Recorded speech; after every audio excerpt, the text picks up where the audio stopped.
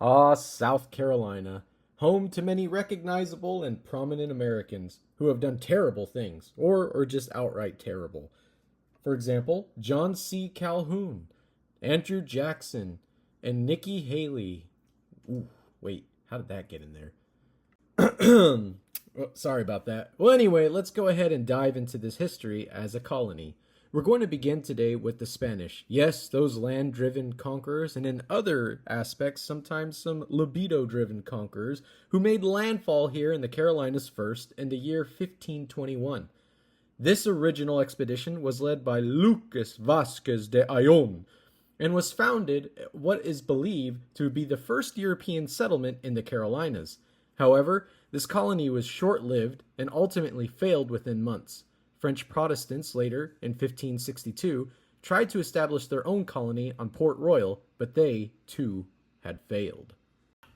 In 1566, the Spanish landed on what is modern-day Paris Island, what was an important Spanish base until 1587. Their arrival turned the lives of the Escamacu Indian tribe on its head. The Spanish quickly caught on to the fact that there were other Indian tribes that did not like the Escamacu tribe and recruited them to fight against them and to enslave them. The war against the Escamacu and the new European diseases that were introduced unwittingly to the Indians, both these combined wreaked havoc on the Indian population. The British arrived in 1670 to plant the first permanent settlement around modern-day Charleston, South Carolina.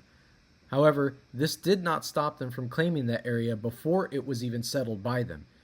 In 1497, Sir John Cabot was sent by the English and explored the Carolina territory.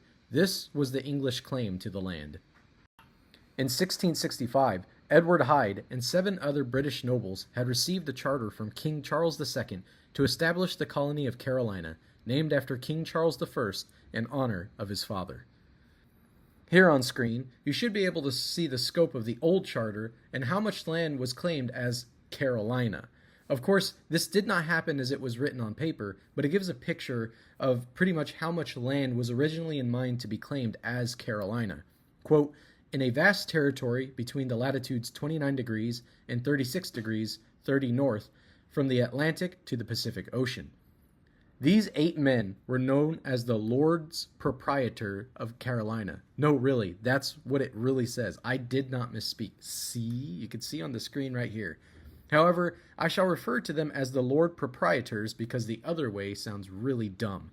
The Lord Proprietors, or on their behalf, their deputies, would make the first permanent settlement on the west bank of the Ashley River at Albemarle Point in 1670.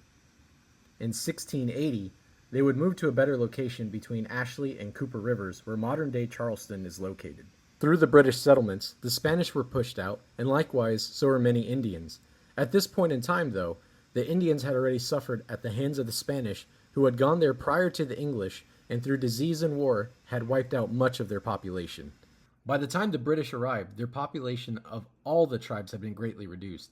And keep in mind, that this was not only by the hand of white men, but also by the opportunistic competing Indian tribes as well. When the British arrived, the remaining Indian tribes did establish trade with them, trading and selling deerskins, which made up a major source of their income. This, along with pine products such as turpentine, tar, and lumber, and other products, is what helped sustain South Carolina for quite a while. In 1687, the Spanish returned to try to reclaim Carolina, and in their attempt, they ended up killing and displacing even more Indian tribes and peoples in the process. Their attempt ultimately ended up in failure, and the Spanish were pushed back into Florida.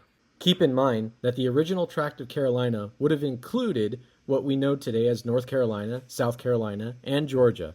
So, for the sake of brevity, I will just be referring to it as Carolina. And if there's a certain point of interest, I will let you know as to which region I am referring to. In the North Carolina region, a weak alliance had existed between the Tuscarora tribe and the English settlers. They had trade among each other, trading the typical things that you would expect from early interactions. The British wanted skins and furs, and the Indians wanted guns and European technology to help them get an edge over their other Indian rivals and enemies. Though it was commonly known that the British would often defraud the Indians, which would, in turn, sour their relations, this was nothing compared to what the Swiss had done to them.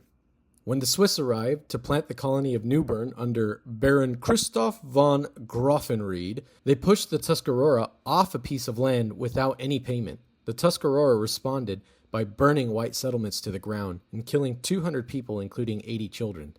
Keep in mind that this was the Swiss that had pushed them out, not the British. The Indians indiscriminately went and raided white settlements. This type of indiscriminate retaliation took place many times in the colonial period, on both sides.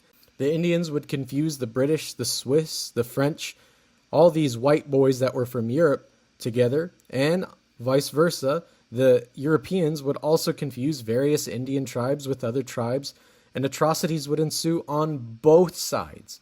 In this particular case, the only settlement that survived was the town of Bath because of a friendly local chief of the Tuscarora had refused to take part in the slaughter. This led to the Tuscarora War, which lasted from 1711 through 1713. The people of the northern part of Carolina were unable to defeat the raiding Tuscarora and appealed to the more settled and populous Virginia colonies for help in defeating the tribe. Virginia agreed in exchange for land, and the militia was joined by the Yamasee tribe, and together they killed nearly 800 Tuscarora, and then, after a second assault, King Hancock, the chief of the Tuscarora, signed a treaty. After the treaty was broken by the English, war began again, and the militia, with about 1,000 Indian allies, marched on the Tuscarora and crushed them.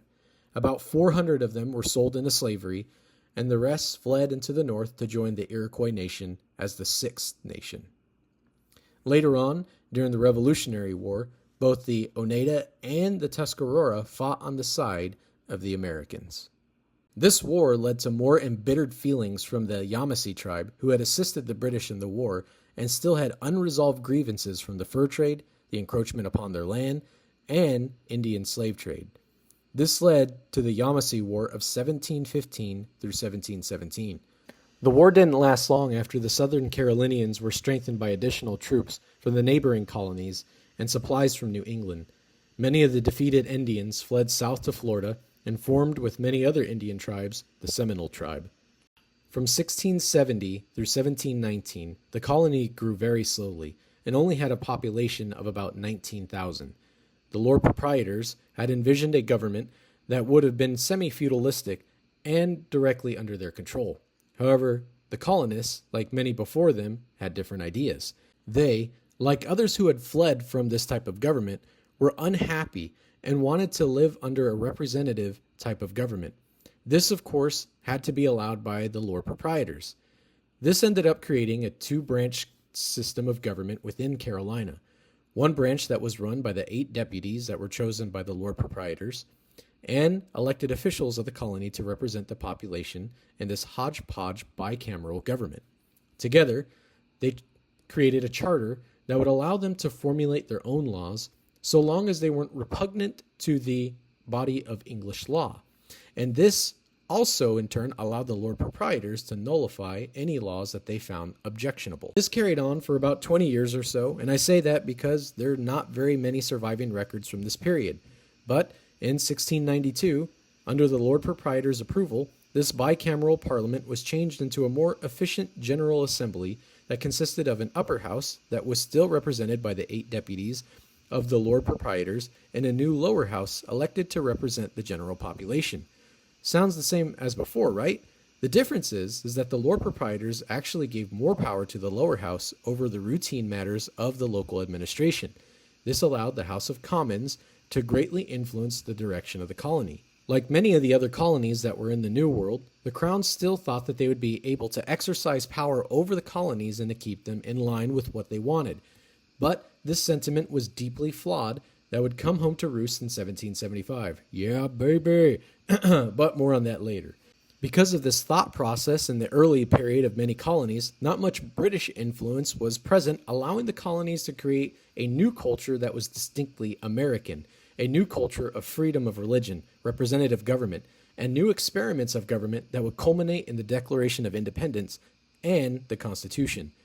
That is not to say that these governments were perfect. By no means were they, and many of them ultimately failed and ended up angering the Crown, and a more heavy-handed approach was put into place where the proprietorship was stripped away and the colony was forced to be under the direct rule of the crown. Such was the case in the Carolinas. There was not a big dramatic fight in this case, or a fuss that was put up when the crown took over. It was a relatively peaceful and quick transition. By the time 1719 had rolled around, there were many conflicts between the Commons House and the Lord Proprietors over economic support and trade and infringement on local authority.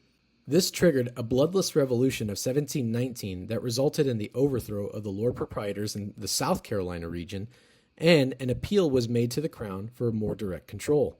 After nearly 10 years, the Crown took control, and King George I wanted to buy back the proprietorships from the 8 men, but this process was frustrated by political and economic difficulties and was fully surrendered in 1729 to King George II, and the first official royal governor didn't arrive until 1730. From 1670 through 1719, the colony grew very slowly, especially compared to the New England colonies.